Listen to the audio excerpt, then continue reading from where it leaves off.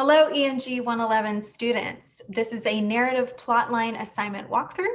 The purpose of this video is to give you a better understanding of what is expected of you for this particular assignment and how it applies to your narrative essay due at the end of the unit.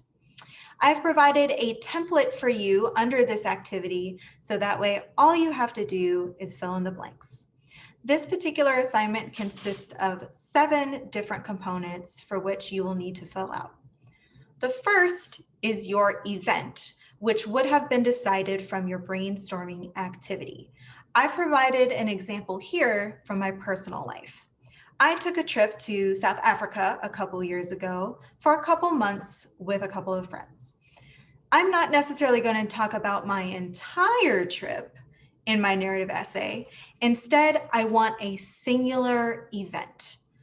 In this case, I went on a walkabout for one day and it was an incredible experience. So I'm going to go ahead and talk about that in my essay.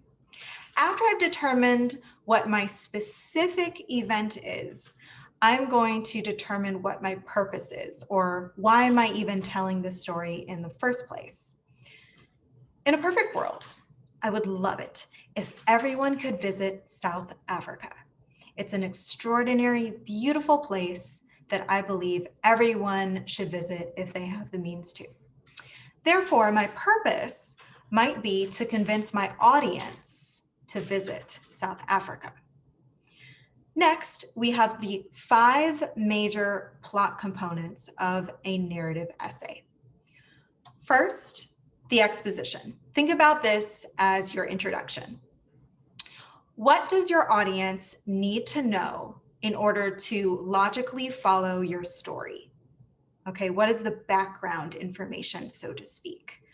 In this case, I'm going to start my story by having me, my character, walk to the side entrance of the game reserve from our bungalow. Maybe I'm reflecting on how I got to South Africa in the first place, or the walkabout that I'm about to go on. Next, we have the rising action. We get to the entrance of the game reserve, and there is Paul, our orientation leader, and he lets us know about the dangers of the walkabout. I'm engaging my audience here. These components are leading up to the climax, which is where all of the action takes place. In this case, our group heard lions in the background, and Paul, our leader, instructed us on how to safely move away, and basically we just couldn't make a sound. It was really exciting. Probably the most exciting part of the day, which is why that's the climax. Then we have the falling action, what I like to call the breath of fresh air.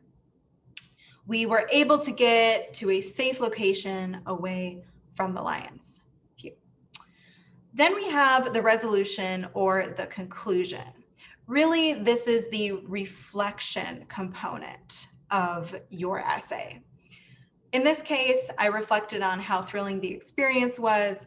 Hopefully, this convinces others to visit South Africa and have an exciting time. What does this all mean in terms of your essay, or how can this be applied to an essay? Let me show you. Okay, here we are. A lot of times, ENG 111 students have written a 5-paragraph essay in the past, which is great, that's fine. In this class, you can throw the notion of a 5-paragraph essay totally away. You can write as many paragraphs as you want, whatever makes sense to you. But keep in mind, when you are writing paragraphs, they are typically 3 to 5 sentences. And no matter what the essay is, it must still have an introduction, body, and conclusion. Now, how does this apply to narrative writing in your narrative essays? Think about it like this. Your introduction, as I explained before, would be your exposition, or your background information. It's going to be short, sweet, and to the point. After all, the audience wants to engage with your story, right? That story is the body. which consists of the rising action, climax, and falling action, before eventually leading to your conclusion, which also happens to be the resolution or the reflection of your experience. Sometimes the conclusion can have the falling action because sometimes the falling action is pretty short.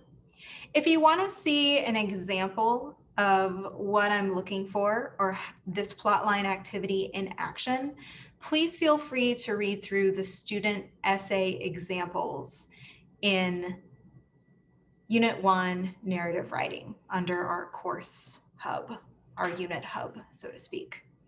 That's all I have for now. If you have any questions whatsoever, please feel free to shoot me an email. Otherwise, I'll see you next time.